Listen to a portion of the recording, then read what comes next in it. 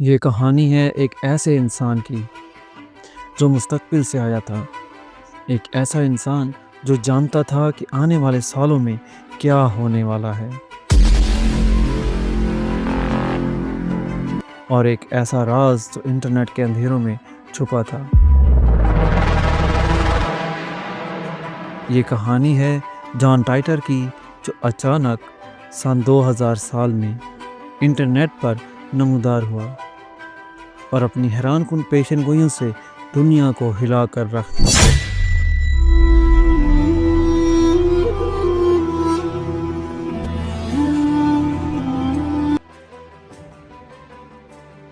السلام علیکم، میں بول رہا ہوں رافع اور آپ دیکھ رہے ہیں آر جی ایکسپیڈیا۔ چلیے اپنا ٹاپک شروع کرتے ہیں۔ یہ سب ایک عام ویب سائٹ فارم سے شروع ہوا، جہاں ایک صارف نے دعویٰ کیا کہ وہ ایک وقت کا مسافر ہے۔ اس کا کہنا تھا کہ وہ سال 2036 سے آیا، جہاں وہ ایک امریکی فوج کا حصہ تھا، لیکن اس کا مشن کچھ اور تھا۔ اسے 1975 میں جانا تھا اور ایک خاص کمپیوٹر IBM 5100 حاصل کرنا تھا۔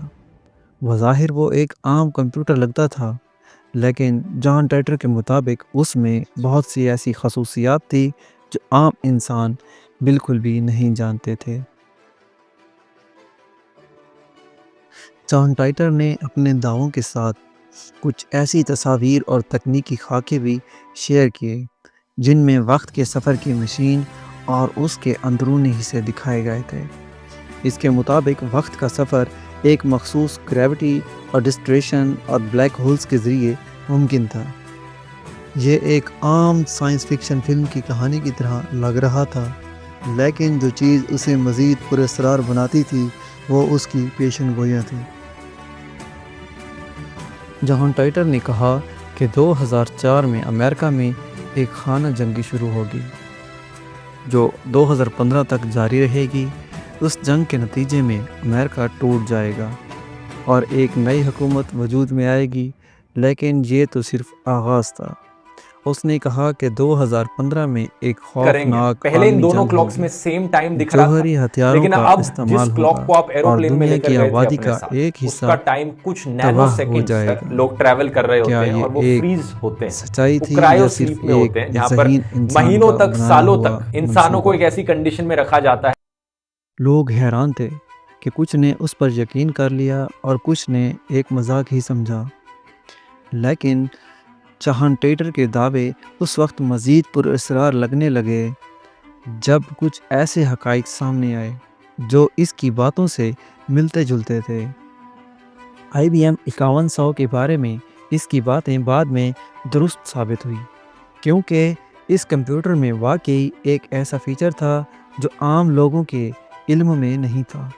یہ کیسے ممکن تھا کوئی عام انسان اتنے درست معلومات رکھتا ہو؟